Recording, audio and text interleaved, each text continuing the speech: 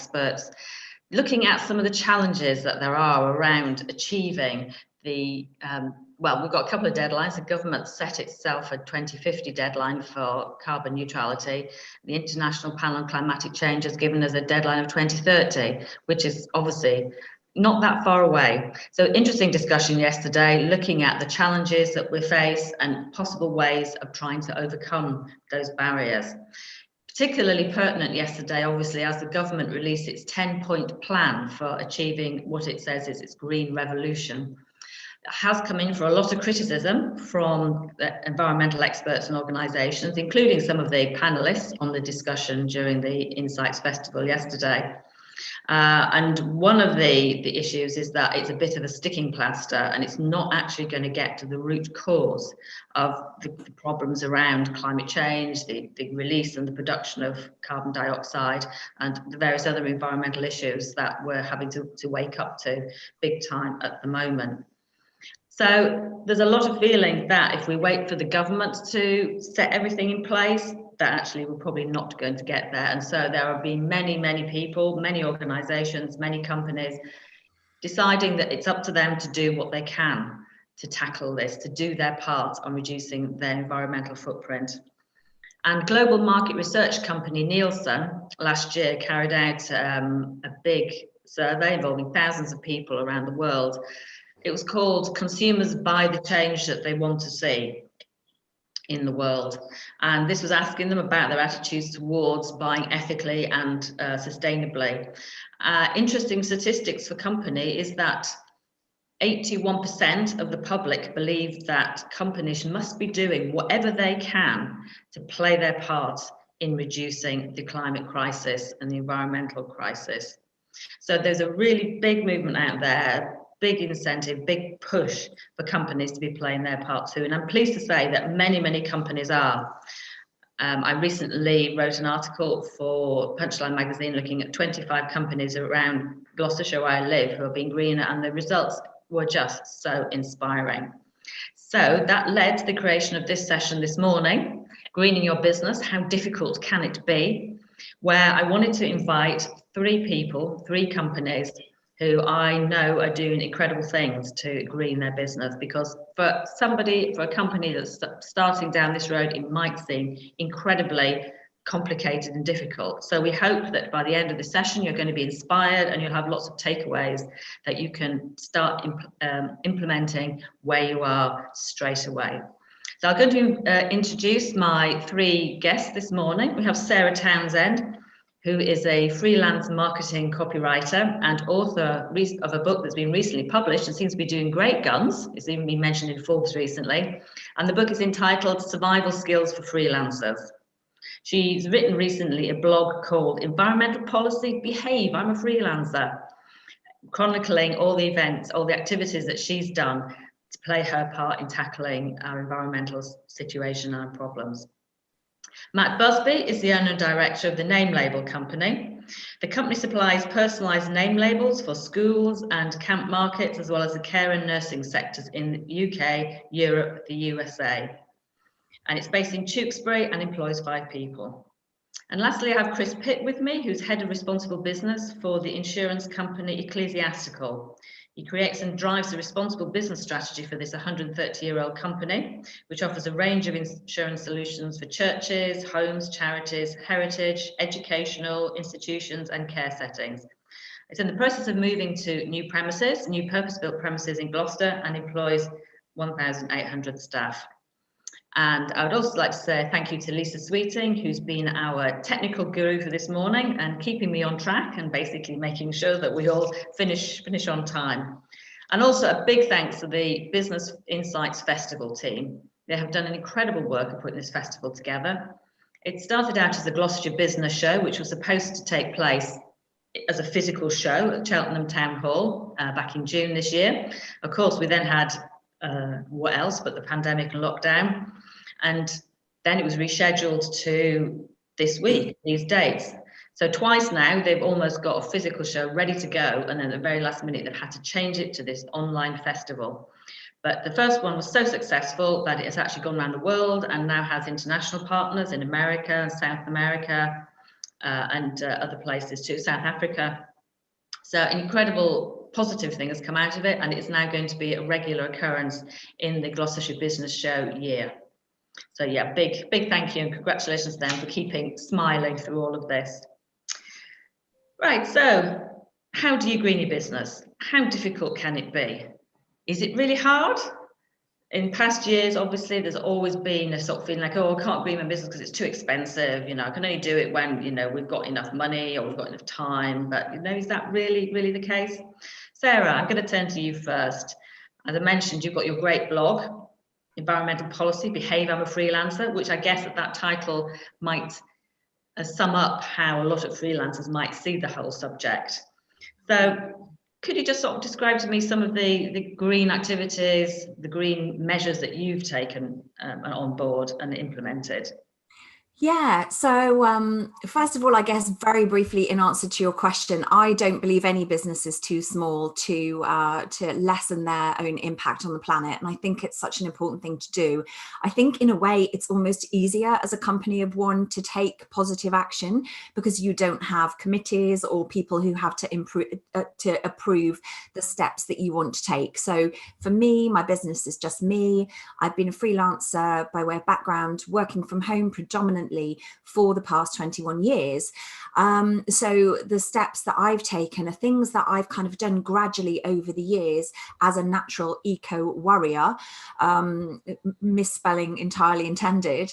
And yeah, I signed up for renewable electricity from Good Energy back in 2003 when they first set out, and they were really blazing a trail then. A lot of the other energy companies have kind of jumped on the bandwagon since. And yeah, since then I've even got shares in the company because I approve of what they're doing so well. I've also invested in solar panels, which is the one big expensive investment that I've made as my business. However, that is already massively starting to repay itself in terms of the FIT scheme payments that I'm getting back from it. One other thing that I do as much as I possibly can is I live in a reasonably large home, and it's generally speaking just me here. So I refuse to put the heating on when it's just me. What you can't see is I have the world's thickest jumper on my lap, keeping me warm, which I'll be putting back on as soon as we finish the chat today. I very much am an advocate of adding extra layers before sticking the heating on, and to avoid heating bills and less so the cost, really the environmental impact of heating the home. I will think about working outside of the home as often as I possibly can. So for me, before COVID, my second office was very much the lounge bar at my gym. So they're already heating, they have great coffee, they have fast Wi-Fi, you know, what's not to love? So plenty of steps, plenty of obvious things, such as being an early adopter of recycling, also doing things that people don't necessarily think about, like selling and buying on eBay, which is in itself often a form of recycling. I'm a heavy supporter of charity shops. I don't like throwing anything away because I have this idea in the back of my mind of something sitting in landfill somewhere and never biodegrading. So I use what used to be called FreeCycle sites to kind of give away things that I no longer need. You'll be amazed what people will have that you think could be useful to nobody. So yes, give things away. Think about the little steps that you can take in terms of recycling. Printing as little as possible, using the backs of every piece of paper, recycling cartridges. Because for my business, I can't, and particularly when I published Survival Skills for Freelancers, I had to print off my manuscript a number of times and I couldn't really avoid doing that. So to kind of offset that, as it were, I started making a monthly donation to the Woodland Trust. And I've kept that up. That's something that I always do. So yeah, I've taken numerous steps, and I call it in the blog post, I kind of did it a little bit tongue in cheek because I had written this down and I didn't think anybody would ever be interested in reading about the steps that just me as a business owner had made. And it's actually remarkable how many other freelancers and company of one type businesses have taken inspiration from that and have actually kind of looked at the steps that I've set out in that blog and gone, oh, well, that's actually something that I'm not doing that I could be doing. And they've also since then started their own environmental manifesto and shared that themselves. So from my perspective, I call it my utterly imperfect, but it's a start plan. Hope it inspires a few people. I don't know about being perfect. It's pretty impressive what you've managed to do. You sort of covered a lot of different bases there, from energy to recycling to actually how you approach purchasing as well.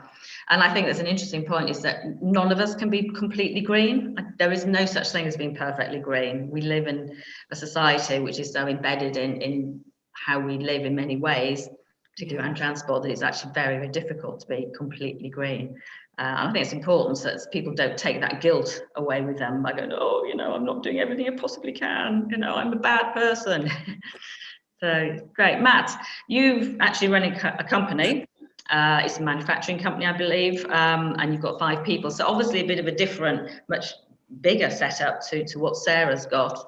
Can you just outline some of the ways that you've introduced sustainability into the name label company? Sure, yeah, we've done it in very small steps, and we've looked at the processes that we have in production, and much like Sarah, looking at our purchasing and stuff like that. So yeah, the sort of first mark in the ground for us was to get the ISO 14001 standard and sort of start to working towards that standard. And then from that, we went on and dealt with Ian McQuone from Sustainable Business Design, who really helped us figure out what our carbon equivalent footprint was, and then sort of steered us in areas where we could make improvements. So we started off on some fairly small things, but they had quite a big impact in the business. The first one was when we calculated the carbon equivalent footprint, is the staff commuting to work was one of our biggest areas. So what we decided to do was have this low carbon day, if you like, and that was going to be that the 2 staff coming from Tewkesbury would share a ride. A member staff we got living in Cheltenham would work from home, and then Emma, my wife, and myself, who lived just in the next village over, would either walk or cycle in. So this was going to be done once a week, and we'd see how it goes. And it worked out so well, and actually driven a lot by the staff, that became a full-time thing. So, the guys would share the lift every single day. The member staff from Cheltenham worked 4 days a week at home and then came in, and we walked or cycled to work every single day. And it made such a big difference. And, the benefits, why the staff particularly wanted to do that was the cost saving, for themselves, sharing a ride or working from home made such a big difference. And then we had a look at some of the things that we could do within the production area, within the business itself. And, we are very fortunate. We're in a fantastic office here on the Overbury estate where, we've got air source underfloor heating, well insulated building. It's a superb place. So that was a great place to start. But then we looked at stuff like putting lines on the thermostat for the heating in the production area. So, we'd put it up at, 19, 20 degrees or something like that. So it's not to go beyond that. Now, if somebody is feeling cold, we let them go beyond that. But, I might go in and have a bit of a raised eyebrow and saying, oh, it's a bit warm in here. Does it need to be such? And so, we could monitor and measure things from there. And then just, simple things like on the kettle, we put on lines where it's 1 cup, 2 cups, 3 cups. And so, you get a bit of an idea that you don't have to overfill a kettle. And they are just the real basics, but it has made a difference. And then I suppose the thing that really did it for us is when we looked at what we were doing and then we started measuring what we were doing, then we could start putting in targets to drive down. And one of our biggest thing was the waste. We could fill up a 360 litre bin once a week. But when we, put that down as a target to reduce that, we have significantly reduced the waste in the business. So much so is that we probably could have a collection once every 3 weeks now, except for a very small period when we're extremely busy. But, that has been driven by the staff reducing waste, and it's been a very positive impact. Not only saving money for us, but also, what we're sending out to landfill. Do you think that process of actually analysing to begin with, going, well, this is where we are now, getting a stock take of your environmental performance at the start of it all, and then creating those targets, do you think that has really helped to drive the change? Yeah, massively. It's one of those things where we are probably doing some bits, we've always been kind of environmentally aware, and we've already done a little bit, but, it was only once we actually physically wrote down what we were doing, what we're, it's like sending out to waste, and then working out what our target is, how much do we want to reduce that by, and then everybody fully went on board to drive those, drive that down and make sure that we hit those targets. And, the targets that we did after the first year of working for Ian, two of our biggest areas was waste and then the employee commute to work. And, we set in, a reasonably, ambitious target. And, with help of COVID, obviously, we've absolutely smashed those targets. So it is amazing how once you get the target and you're focused on it, what you are able to achieve. And you've obviously, you keep talking about a lot of enthusiasm for the staff. So the staff have got behind this right from the word go, have they? I mean, how do you harness that enthusiasm? Well, it was driven by our staff to take this low carbon day to, a full-time thing. So, they were fully on board with that. And, and they've come to me with ideas, had we thought about this, what about doing that? So, it's very encouraging. They're young guys, and you would expect them to be sort of environmentally aware, but the way that they've taken it on board and really grasped the nettle to say, right, we're part of this, and we're going to do our bit within the business has been so encouraging. Did you find you were surprised when you did that first sort of stock take of like, this is where we are, this is where we're starting from? Did you find that you were all surprised about, what you were doing, the amount of waste you're producing or energy using? Probably not so much surprised, but I suppose the surprise for me was how blasé we were about it. It was obviously not that important because we weren't bothering to measure it. But actually, when we started to measure it, we saw how important it was. And, there's the double benefit, there's the benefit of what we're sending out to waste, but there's the cost saving, because we're not throwing away, we're not, spoiling a load of stuff there because we're conscious on our waste. So, it's been a double bubble for us on that. Yeah, fantastic. That is very inspiring. Chris, moving to you, obviously, other end of the scale, definitely from Sarah, Matt sitting there somewhere in between. 1,800 staff, and you're having a new purpose-built building constructed at the moment. So that sounds like it's a much more challenging situation than either for Sarah or Matt, particularly around, as Sarah alluded to earlier, the fact that you have got huge numbers of people who need to be involved in the decision making. What type of action has Ecclesiastical taken? Well, I would say, and I'd start off actually, that it doesn't matter how small or big your business is, the starting point needs to be the same. And I think that is asking yourself a really clear and honest question about what is your impact on the world? What is your environmental impact? Because I think I see all too often organisations losing credibility with their environmental agenda by saying, look how much we recycle over here. But look at our vast supply chain that is using huge amounts of materials and resources and not doing it responsibly. So I think that starting point, whether you're Sarah or Ecclesiastical, what is my impact and how do I mitigate it? And that kind of sense of, what ripples do we make in the world kind of thing? And are they good ones? Are they bad ones? How do we mitigate them? How do we reduce our impact in the world overall? So I think that needs to be everyone's starting point. And we're a financial services business. So although we are 1,800 people, we're not a very big business. We don't have huge premises. We have offices that, have computers in, and we turn lights on and off, and we have surveyors that go around the country. So we do have an impact and a direct impact that we really need to think about and manage. But for us, there's a bigger, broader question about, what is our responsibility as far as climate change goes? Where is our opportunity to influence? Yeah. And in that space, there's some really interesting and challenging questions about how we inform our customers about the impact of climate change, about flood risk and things like that. How we invest our money is a big thing, and how we influence other organisations to be greener. So I think, think about those questions. Where's our biggest opportunity for impact? But then I think, that there is the practical, tangible space of, what impact we make on the world day to day, and how can we reduce it? And our new office at Gloucester Business Park is a great example of it.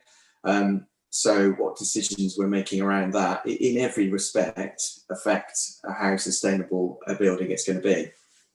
And for me, that is a broad question about, what kind of impact does that have in that community? So we've started some volunteering pre-lockdown, unfortunately, to improve a green space that's right next to the office. So we've been planting trees and bulbs. So making the place a greener and better environment. And you wouldn't have thought that, is that the kind of thing you need to think about when you're thinking about your direct impact? But yeah, I think it should be actually, improving the environment for us and the community that we're in. But then we've also held ourselves to some standards. So I think the conversation about ISO kind of standards and accreditations are good things, I think, to hold yourself to. So we're building the building to a BREEAM very good standard, which is the top 25% of buildings. We don't need to, many buildings aren't, but it's a good kit to say, well, okay, this is what the standards would look like. So we've got solar panels on the roof, that kind of thing. We're also designing it to a Fitwel standard, which is a well-being standard. And again, I think that's an interesting example of sustainability in a broader sense. So that looks at how light an area of the building is, how good access to green spaces is for our people, what food we serve in our restaurant and how it's sourced. So there's a kind of a broader sustainability and well-being impact of those decisions, which add up, I think, to make it a great place. And I guess it's important to highlight right now that our office is set to be a really healthy place to be. And I think we always were probably concerned about it in the past, but I think we'll be even more concerned about it in the future. Yeah. So, yeah. Just for anybody watching who might not know, the BREEAM are actually a whole set of standards for the building of the construction world, for creating a building to be as environmentally friendly as possible, aren't they? So there's a whole list of energy saving targets, energy efficiency, I think, was it type of materials used as well, possibly, is it? Yeah, and there's some very interesting kind of philosophical debates in that I've wrestled with a bit, like what materials do you use? So, marble for your reception floor, you might have thought, well, that's coming from Italy or something. That's not the best material to use.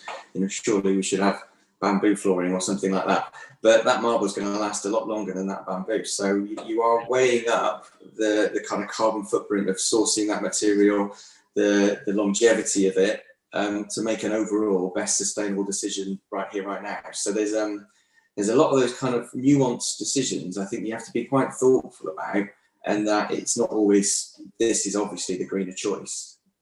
It's more complicated. Yeah, that's true, because that's bringing in something called the circular economy, isn't it? Where actually you're thinking about the end of life. So it's not simply, make or buy, use, and then throw away. But it's actually, well, what can you do with that at the end to sort of bring it back round to really make a closed loop of sustainability, which, as you say, those discussions are always ongoing. There's one going on at the moment about plastic bags, because for quite a while now, a lot of environmentalists have been saying, actually, do you realise plastic bags are actually more environmentally friendly than paper bags? But what the problem is the actual, in the production of them, the problem is the actual disposal at the end of life. They're things like that are being used, single-use plastic being thrown away, and that is the problem. But actually, if you look at the making of them, and the transporting of them, they can be more environmentally friendly than paper bags. So yeah, it is actually very difficult, isn't it? Because in the environmental sector, we are constantly learning things as well. As you say, you're constantly questioning things. Is that the most environmentally friendly thing to do? Isn't it? And sometimes, the answers might not be the obvious ones. Yeah.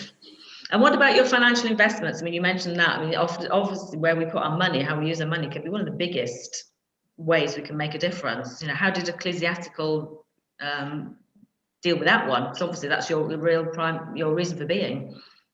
Yeah, so a big part of our business is an ethical investment firm called Eden Tree, one of the first firms to set up an ethical fund, actually. So yes, they screen companies on ESG, so environmental, social, and governance criteria. So they challenge companies on their practices, and then therefore make investment decisions based on how good or bad they are. And again, that's on a broad kind of responsible business agenda, how they treat their people, environmental impact, what appropriate profits they make, all those kind of aspects, generally how good a business they are. So yeah, in the financial services world, I think money is a big tool for leverage because it's what we deal in. We take it in, we kind of pay it out, we move money around. So how we use that and how we influence those that we invest in. And I think that, that can apply to every business. We talked about it already, where you put your business funds, how you invest, what suppliers you choose to work with. So where you put your money, all of that has a great influence in the world. So I think those more informed decisions and that kind of greater drive for environment and sustainability, if we've all got that and we're all driving it, you can see that things start to move, and we're all making similar decisions, all having similar ambitions, and then we move in the right direction. Because I think individually can't necessarily create all the action we'd like to see. And I believe, isn't it, that ecclesiastical is actually, it's the way it's set up, is actually set up to generate funds to support charities and good causes, wider society issues, I believe.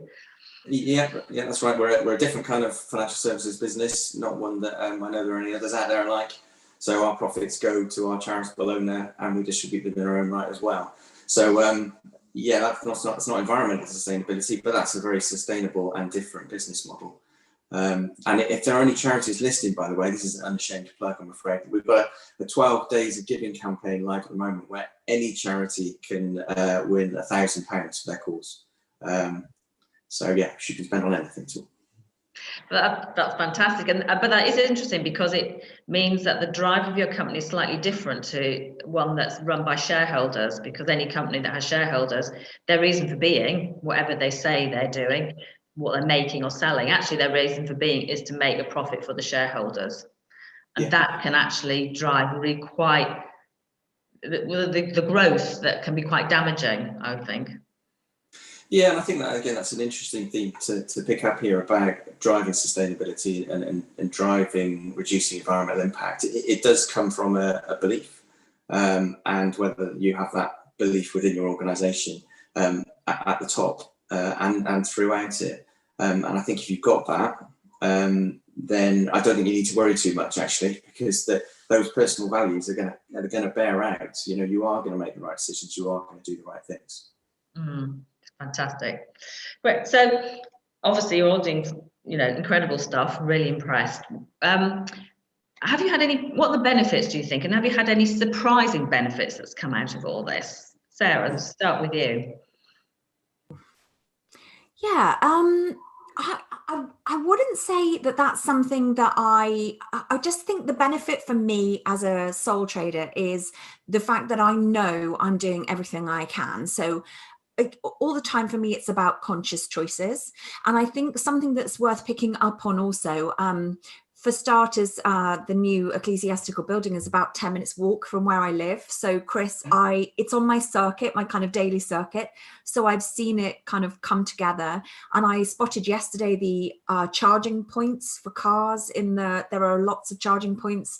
There are lots of these kind of things that are quite visible. And I think also, if I'm just a member of the public, I'm walking past that building, it's also sending a signal out, which is a useful thing to do. But yeah, something, just circling back quickly to something that Matt and Chris have both alluded to, the commuting, the cost of transport.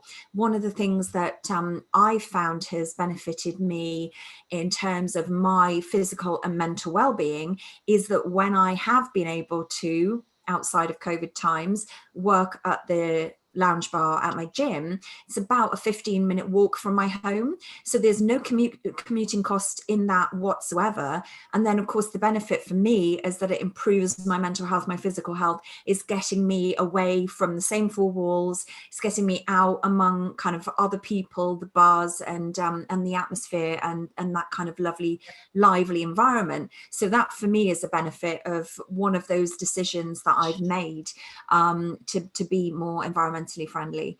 In terms of other benefits, I would say they're the fact that I've put it out there. So, I mean, I guess a benefit is getting to talk on panels like this and helping to spread the word among the small business and freelance and self-employed community that there are things you can do and there are positive steps that everybody can take. So helping to spread the word, but also through doing so, attracting other businesses who have become copywriting clients. For example, I've just taken on a new client, First Wealth, who are a B Corp. So they're very driven by sustainability, social, making good choices, very values driven, and have a purpose greater than profit. A sort of social purpose in what they do. So yeah, I guess I certainly didn't do it. And as I mentioned with the blog post, I only went live on the blog post perhaps a year ago. It was actually after listening to Caroline and Ian McCoyne speak at a local event. But that was always there, but I did it for me. I didn't do it with the intention of there being any benefits other than I knew I was reducing my own carbon footprint. So any kind of additional benefits have been very much a bonus on top. Excellent. And Matt, what about you? Have you found benefits? Yeah, most definitely. Yeah, and you know, I sort of mentioned them earlier where, you know, I saw the double bubble, whereas we're saving money as well as doing the right thing. But I think just what Sarah said, for me, it's about doing the right thing. And, you know, is we probably, the name label company is not going to make a huge difference to the whole world, but doing our bit is really important to us. And also what was really important is that we did it properly and for the right reasons as well. And I think what probably spurred me onto that is I worked in a business way before I started the name label company where the MD thought, you know, rather cynically, I felt that, you know, he has a great marketing opportunity. So let me purchase some trees, have a lovely photo up and then say, look at us, we're green, carbon neutral. And it was the biggest greenwash. And actually, you know, it was so disappointing that. And so when we went down this journey, I was determined that we were going to do it properly. We're going to do it right. And hence us going for 14,001. And then also working with Ian McCrone, you know, because he did it properly. And whilst, you know, you might think it's quite daunting to gather all the details and all the information to work out your carbon footprint, I was comforted by the fact that it was a lot of information had to be gathered and we had to jump through a few hoops to get there because it was done properly. It wasn't a greenwash. So, you know, I think just like Sarah, for us, it was the biggest boost for us is that we feel that we're on the right track. We still got a lot more to do, but we're doing it for the right reasons. And do you think having certifications like 14,001 helps in terms of getting out that message and showing other companies that you're being greener? Because there's lots of certifications. We think we can get sort of overwhelmed with certifications and numbers and acronyms and whatever. Do you think that actually generally helps? Yeah, I do believe it helps, but I think what we probably don't do. And have you? Sorry, yeah, I was going to say, I think it is important, and I think that you know, it does work having those certifications. But I think what we don't do is shout about it enough. You know, and you know what we should be doing is saying we've got this, and the reason why we've got this, and why it's a good idea for other people to do that. You know, is we've got some competitors that have got a page on their website, and if you have a look at what they do, what they say they're doing, it's incredible. It's really good, and yet I believe we're doing a lot more than they are, and you know we're probably not shouting about it enough because there is definitely a marketing angle, you know, for it. And you know we've had in the summer in our busy time, you know we've had a couple of customers who said we have gone with you because you are an environmentally aware company, you know, and it's those sort of customers. It's not going to change their life, but it is important. So, you know, they are there. And I think that sort of people understand that more, and it drives a lot more people. And I think it's only going to get bigger on that. So the UK Small Business Consortium did a survey a few years ago. They were asking small businesses about all sorts of things, but they included sustainability. And interestingly, 43% of small businesses said they had been asked by larger companies up the supply chain about their sustainability practices.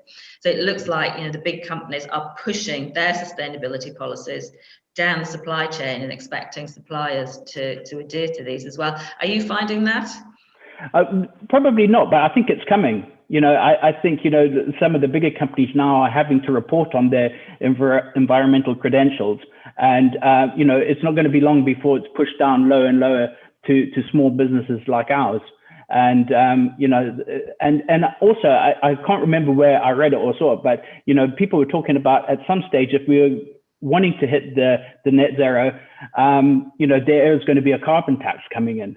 And, what I'm thinking is I'm getting prepared for that now. I'm getting all my ducks in a row before that comes. And I think it's a good thing. And there are benefits to the business as well. Right. Thank you. Chris, on a bit of a larger scale, possibly the attitudes of potential customers is particularly important for a large company to keep itself going and keep all those staff employed. Do you find that, as Matt was suggesting about that marketing angle, do you find that that's something that the company is considering? Yeah, and I think as we're alluding there, I think everyone's been asked the question and asking themselves the question as well. So I think having a good answer to your sustainability story and your environmental impact, and being able to express it well, Sarah's job, is, I think, really, really important, and really motivating, because I think there's a bit of unease. Business is built, are we doing enough? Are we doing the right things? And there's never again, as I've said, there's never you've done it all. You are sustainable now. That's fine. It's a constant challenge and a constantly kind of evolving picture as the world changes around you and as you change. So I think, having a good sustainability story, it feels good, it attracts good people, it's good for your business. It does just make sense on all of those levels. So it is a very motivating thing. But I think, yes, being able to be confidently talk about your impact on the world and how you're mitigating it, not to be underestimated, how good that feels, really kind of proud and confident about our place in the world, rather than feeling a bit uneasy that I'm not sure if I am doing the right thing, or I'm not sure if I'm going to be criticised for that. So I think that's a really important thing, not only doing the right thing, but expressing it well as well. Yeah. And do you find it's helped with recruitment? As I've been reading statistics saying that a huge number of people actually, as long as they've got an income that meets their needs and gives them a decent quality of life, would actually choose working for an ethical company rather than a higher salary. Do you find that is feeding through to your recruitment of new staff? Absolutely, yeah. It's always a reason why people are attracted to our organisation, but not to say that that's the only reason. They want to work for a very great, successful business as well, doing a great job, and this kind of marries the two beautifully. So sometimes you can find one or the other. But I think being able to be part of a successful organisation doing a great job that really cares about the world and knows its impact on the world, and we see that across every kind of role, every kind of age. I think this is a pretty universal thing now. I think there's been a bit of perception that this kind of millennial new workforce is the one that's looking for us, and I think there is a drive in that generation. But I think there's something in all of us now that is looking for. Yeah, and just to switch the question around a little bit that I asked Matt, is Ecclesiastical, are you looking to your supply chain, to your suppliers, to have sustainability principles as well? Yeah, well, I think being a larger business, there's a bit more stick in terms of regulation, things like Modern Slavery Act, the payment practices and performance regulations. So we have to report on how we pay suppliers and how we ask questions of our supply chain. And I think stick isn't a bad thing, really. It kind of pushes businesses into some decent thinking.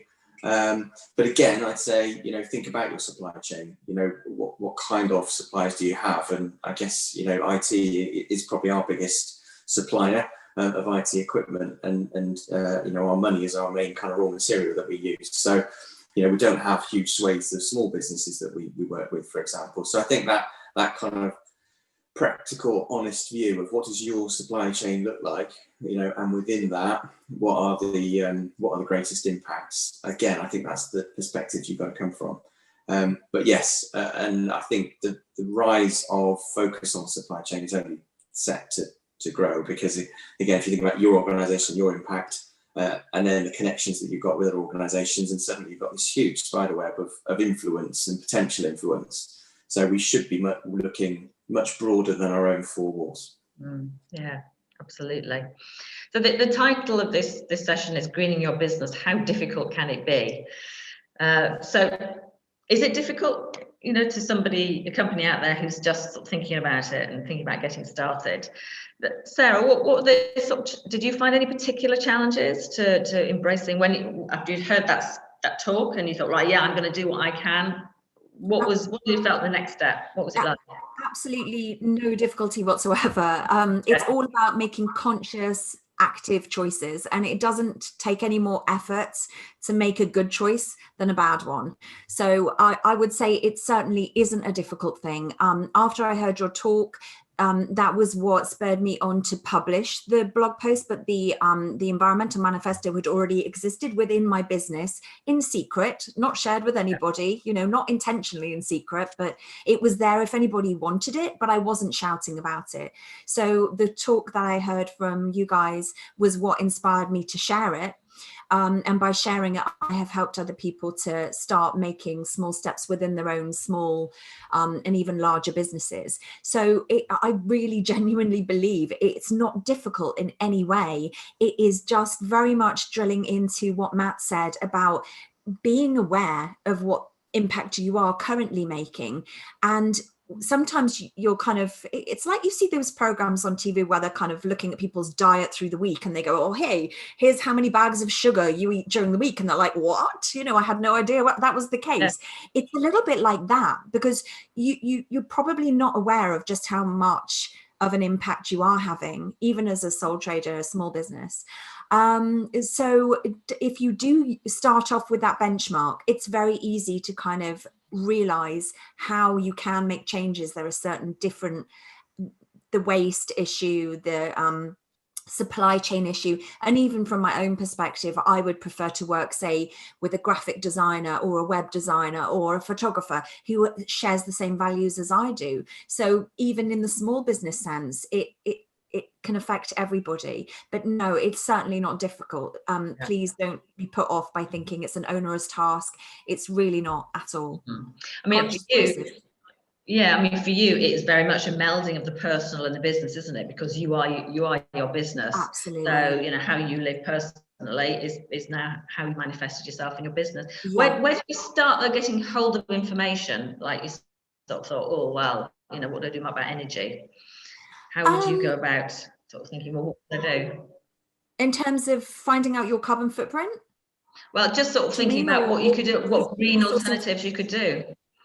Researching suppliers. Well, there's so much information out there. I believe Which do an annual survey of the energy companies. I went with Good Energy initially because they were I believe the first. Of course, there's Ecotricity, but I think Good Energy were the first to provide 100% renewable electricity. Yes, so I went with them, and I've stayed with them ever since. It hasn't cost me more. People think it's going to be more expensive. It's not, but also the little changes like switching every light bulb in your home to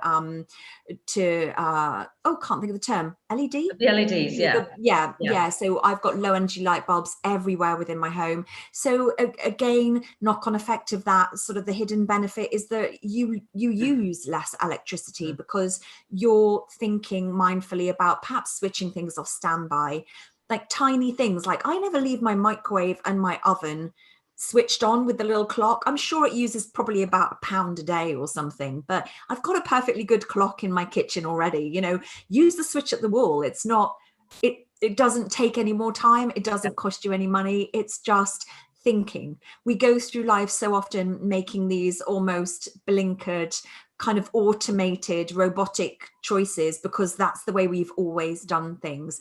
But that's what needs to stop. We need to start just challenging those everyday decisions and making better choices. It's as simple as that. Yeah.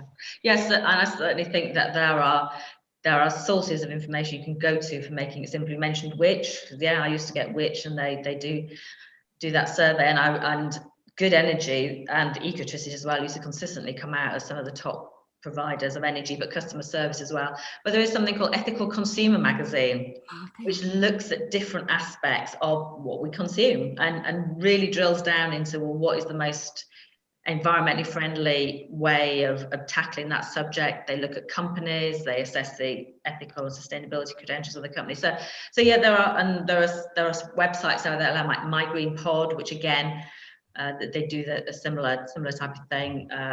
Was it Green Springboard?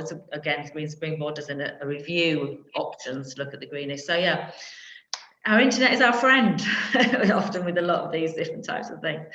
Can I also add something very briefly? I love the fact that, Chris, you call it the sustainability story of your business, and I think that's really key. I think the question that you asked about the certification, the problem that a lot of businesses have with marketing is that they'll send out a press release saying, great news, we are ISO blah, blah, blah certified. Actually, most people couldn't care less. How does that affect your business? Lead from a story angle. So tell the personal stories of why you're doing it and what it's actually meant to you as a business. Use it as an opportunity to help people get to know you as a business and to really understand and appreciate your values by telling those little human stories. Don't lead with the certification. That's just kind of, from a marketing perspective, I just think that's a no-no. That sort of it shrieks of kind of going, oh hey, look at us, aren't we great? We're certified in this and we're certified in that. It is great, and it is an important thing to do if your business is at that place or you're at that level, but don't lead on that. That's all I'm saying from a marketing perspective, because the stories are so much more compelling, and the why and the what you as a team have got out of it. That's just what I would say from a marketing perspective. Yeah, absolutely. Yeah, I would entirely agree with that. Matt, what challenges? Do you find any challenges? No, I think it's, to answer the question, no, it's very easy to do these things in your business, and you probably find you're doing quite a bit of them already. And it's worth just seeing what you're doing and start measuring what you're doing so that you can get targets in place to reduce. And a lot of the stuff you can do without, like Sarah, without the certification. You don't need the ISO, you don't need, the carbon neutral certificate, although, it's for me, it holds me to those standards, and it also helps me measure everything. So that's important, but you can do it without. But I would say, when I went to the talk with Ian McCrone, it gave me so much things to think about and pointed me in the right directions to get stuff done. So, the forums like that, I think, are absolutely brilliant. And, I was really grateful that I was able to attend that one and get the sort of input and steer from Ian on our journey. Well, you mentioned earlier about putting down the thermostat, so that this temperature was a little bit lower, about 18 or so. Yeah. Do you find that any of the staff might think, oh, this is all about wearing a hair shirt? It's actually all about us in some way. Disadvantage is a bit of a strong word, but so like suffering a little bit, having to put up with being a bit colder, or it's it's just not as attractive. No, I don't think it's. I think they appreciate it, and sometimes I don't begrudge anybody if they're really feeling cold. Put the temperature up if you want to, but I'll go and make the joke. I said, right, I know what I got you for Christmas: a hat and the gloves. So we and they know the importance of that. It's not a bind for them. And like I said right at the beginning, I think a lot of this is driven by them as well. So yeah. Did you set up a special staff team, or is it just in our sort of like team meetings when we discussed things? As we said that we were going to go for ISO and why it was important to the company to have ISO 9000 and 14000. And then we had input from them. And then, when we said we wanted to take it to the next step to go carbon neutral, and why that was important to us and important to the business, fully on board and fully committed to it. So it's, but we've got great staff. So, I mean, it's very easy when you've got great staff. Yes, that's fantastic. Chris, on a bigger scale, has that presented more challenges? No, I think as I kind of started the conversation, I think that the big challenge is to be credible in your environmental agenda in your business. Focus on your organisation's real impact. What you use, what you waste, and focus on how you can reduce that. I think if you start there, you're in a great place. Because I think when we look at our building, our current building, even and our future one, turning the thermostat down half a degree on the cooling for our server room is going to create a vast difference in comparison to doing a bit more recycling. So I remember when we were looking at our carbon footprint and the kind of negligible impact that actually waste creates, as opposed to the big slice of business travel impact. So make sure you look at it quite materially. So one of the biggest and most important changes we are all making right now is kind of flexible working. How we change our living and working habits. So that's where we're spending an awful lot of time as an organisation, investing in how we think about it, how we promote it, how we support it. So how we're going to use that future office space that we've got. So yeah, I think look across the piece, and I think if you do it credibly, so you're not encouraging people to recycle. That's the only thing they can do to make a difference. But we are making these other changes that you can see what a difference they're going to make to our organisation. I think you'll be on the right path. Yeah. And I think that's not to say also there's a bit of a balance to that, because I think people need to see and feel the difference as well, and also feel that they're in control of it and they are empowered and they play a part in it. So the small decisions you make about recycling, switching that off, I think are significant. So I think, again, as long as you build the story, here's our overall impact, here are the organisational changes we're going to make and the supply chain decisions that we're going to make. But then also here's the things that you individually can do to create an impact as well. So how have you brought all the staff on, how you take them along with you? How do you deal with that communication internally amongst the staff as to what you're doing and why?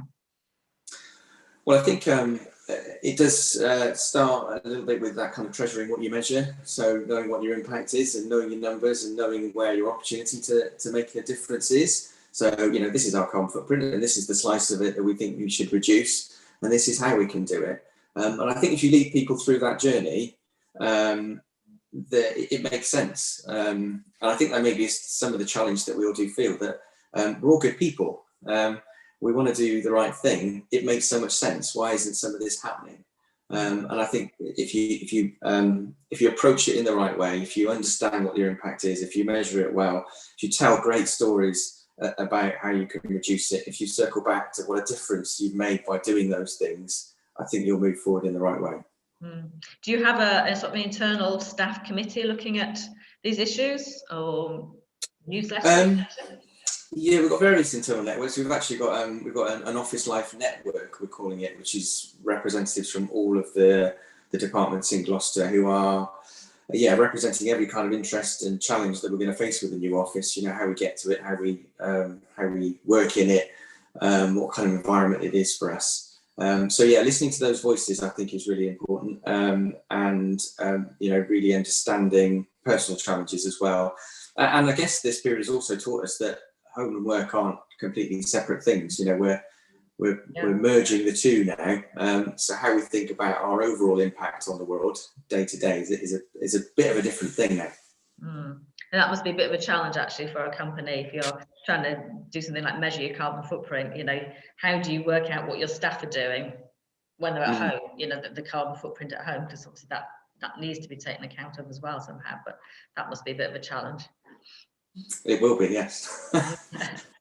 So we're almost at the end of our session now. It's been a fascinating discussion. Thank you. I just want to ask you the last question, to name one thing for people who are watching, one thing that you could advise them that they could go away and do tomorrow. Sarah. Okay, mine's quite generic advice, and it's just start. Like John F. Kennedy said, one person can make a difference and everyone should try. I honestly think just make the first step and the rest will be easy. Great, thank you. And Matt? I don't know how I can follow that. That's exactly what I do. You've got to start somewhere. Just put a stake in the ground and go from there. It is easy. Yeah. There's a lot you can do. Any practical thing that you could do? Practical action, maybe one thing. Turn off the lights. You know, you don't need every single light on in the building. You know, in our production area, we've got banks of strip lighting. You know, we only use 2 of the 5 banks that we have. We don't need them all on. So that's one little thing. Yeah. And Chris? I'm just going to say, be more confident. I think we know what our impact is. We know what we can do about it, and get on with it quite confidently. Don't be afraid. I think there's a lot of conversation and a lot of external challenge and a lot of potential kind of criticism on lots of these agendas. But be confident and proud of what you do, and get on with doing better. You know, don't let that hold you back. Great, fantastic, yeah, lovely. Well, it's been so fascinating hearing all of the work that you've been doing and all your stories.